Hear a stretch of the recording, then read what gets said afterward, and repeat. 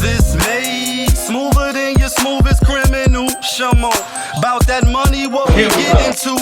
Shamo, about that money, get residuals. Shamo. What it do, people? You're now tuned in. Popovich. Popovich TV. TV. Oh yeah. We live, we rolling, we unscripted, we authentic, that feeling back up in here one more again. So if it's your first time, go ahead and hit the like button, subscribe, hit the notification bell.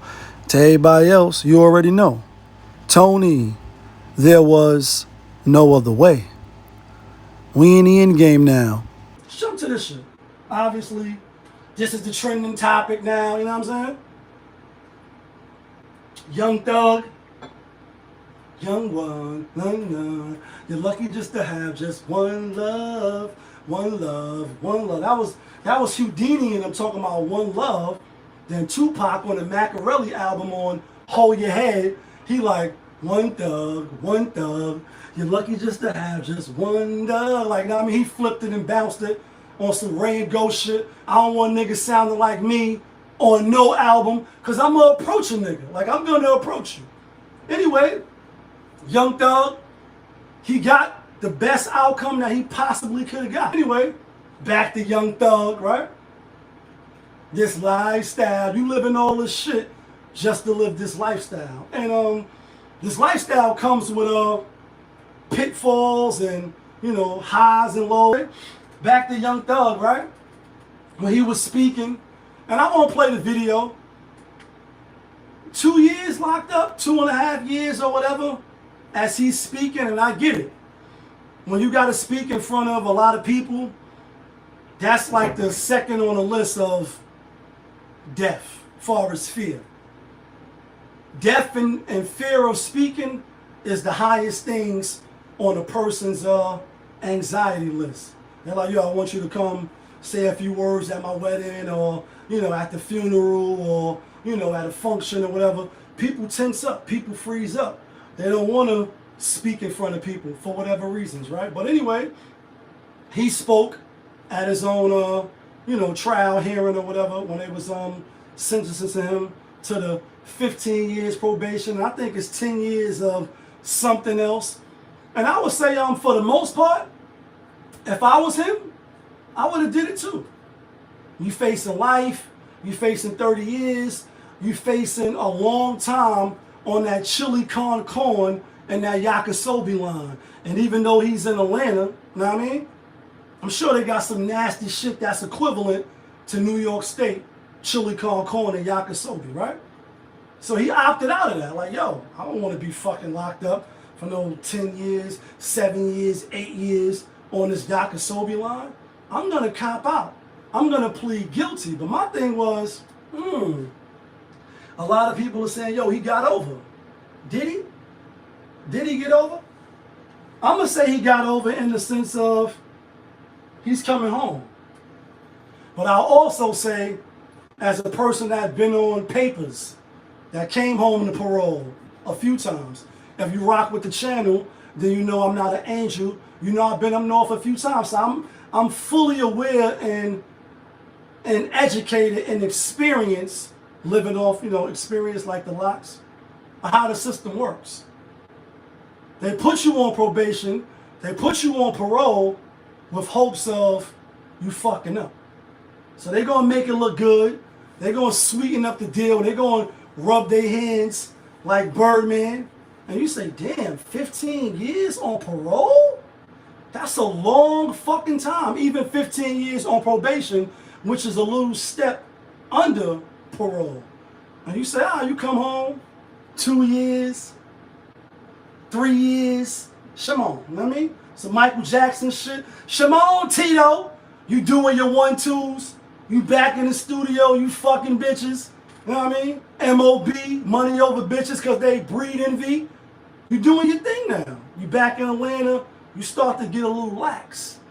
And you forget about those 50 million stipulations that they put on you. Then all of a sudden you at the studio, it's late night, you getting some topics in. I know you got a girl and all that. I'm just making up scenarios. because all this shit is made up anyway, right?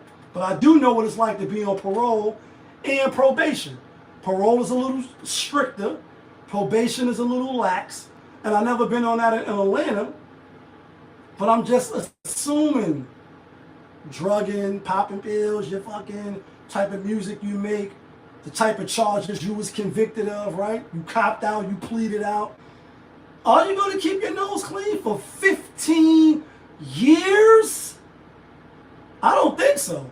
And although I'm not wishing nothing on the brother, you know what I mean? Even though he may have put the phone call in. Yo, put some green bucks on them niggas and get them niggas cleaned up. Because they violating. They going against the, you know, whatever ground rules we got set. Whatever it is. They crossed the gun line, boss. Oh, but you're black. Because most likely they black. Cool. You know what I mean? You send out the orders. You Don Corleone. You noodle rolly hands. And you the head chief in charge. How long does that last for? How long does you staying in line, you staying on point before you violate? That's the real question.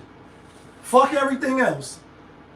How long can you maintain staying sucker free, staying lame free, staying it's a full-time job not to kill niggas. Niggas test you when your gun goes warm, so you gotta keep it real. How long can you do that when you was used to being in boss status, giving out order status, being the best of the world and the top of the top status?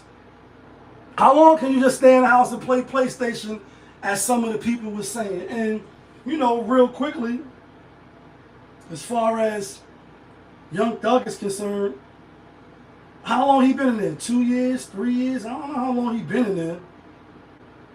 I'll just play a brief synopsis. Not really sounding real educated. And I get it. I came home with a GED. I went in, I wasn't the most smartest. I wasn't the most educated. Yes, ma'am. I take full responsibility for, you know, my crimes or my charges. My crimes? His lawyer had to say, no, your charges, nigga. Don't tell these niggas you committed crimes. My mom got 11 kids. My I mom's can got say all the 11 names, kids. Jeez. Managers, my kids is not here.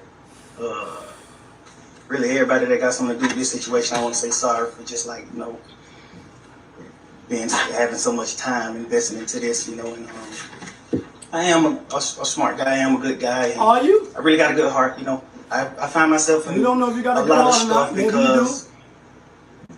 because I was just nice or cool, you know, and I understand that you can't be that way when you reach a certain height because it could end bad, and it don't really have to have nothing to do with you, but it could end bad and it could, you know, fall on you. And I know the choice is yours, it's up to you, and I hope that you allow me to go home today and he want to go just home. trust in me, Trust in do me. the right thing, and never see you again unless it's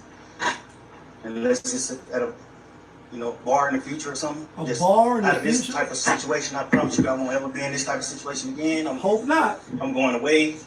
Where you going? Learn from my mistakes. Oh, did you? So I come from nothing and I made something and I didn't take full advantage of it. This lifestyle. I'm sorry.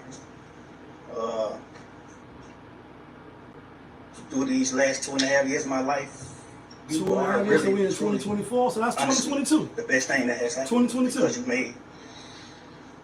made everything fair for me and everybody involved on both sides, you know. Maybe he was a little shaky, a little nervous, a little shaky, a little nervous. Got to speak in the public. You know, you used to rocking a crowd, 30, 40,000, 100,000, 20,000 at arenas. It's different. You quoting rhymes. Now you got to speak from the heart, you know what I mean? And you got to talk to the judge, talk to the whoever, you know what I mean? And sounded a little shaky, but ultimately took responsibility. When I seen the post, I asked some of the people, nobody added me. I'm like, so what did he ultimately plead guilty to? Did you plead guilty to putting out hits? And nice and smooth is here to smooth and make you groove and show and prove. We keep coming back with more and more hits. More and more hits. Like, did you put out hits, nigga? Did you get niggas put in the dirt? Was you playing Al Pacino with Scarface? You ain't see the end of the movie? Niggas put your head out? Was you the big dope boy on the block? Was you the big homie? What was you doing? What did you plead to? I didn't really go diving in deep and look into it. You know, I know everybody's talking about it, and he coming home, and I'm happy for him in the sense of I know what it's like to be locked up away from your family, you know, while you fight in the trial, and even when you cop out and take a plea like he did. I've been on both sides. I'm not an angel. If you watch the channel, then you already know that. Is he going to survive the 15 years? That is the $1 million question. On the outskirts, it looked like, yeah, he's just going to sit back with his girl. Say one of the quotes, niggas in the comments like, yo, for whatever his girl name is, they're like, yo, tell her to get ready, all her hoes. Niggas talking about she give, you know what I mean? Pussy, mouth, and ass, triple threat. You know what I mean? Like, the bed ain't wet. No, the flight too long, and I got a bed on the jet. The bitch too deep, I call her triple threat. She give pussy, mouth, and ass, but I call her triple threat. Some Lil Wayne shit, right? Making fun of that, you know what I mean? And all that's cool. Sure, he wants some buns, you know what I mean? I'm sure he do. But is he going to be able to stay out of trouble? And is it just a setup? That's the real question. Because they give you the rope for you to hang yourself. Again, I know. I've been on parole, violated probation, know plenty of people that's on parole, was on probation, and you can't make it. And it's not the fact that they make it to where you can't make it, it's just that when you got a curfew, I don't know if that stands no more. When you can't use drugs but you smoke weed, I don't know if that stands no more, right? Because weed is legal.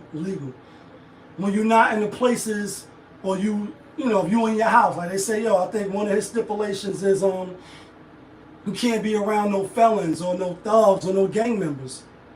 If you gang and you about that life and you live in this shit because it's the lifestyle,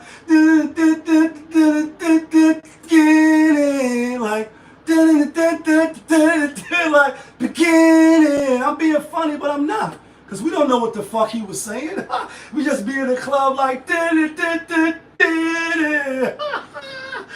that's you. Somebody tell me what the fuck he's saying. Because when you go on Rap Genius, that shit is like space. It's a blank space. Like,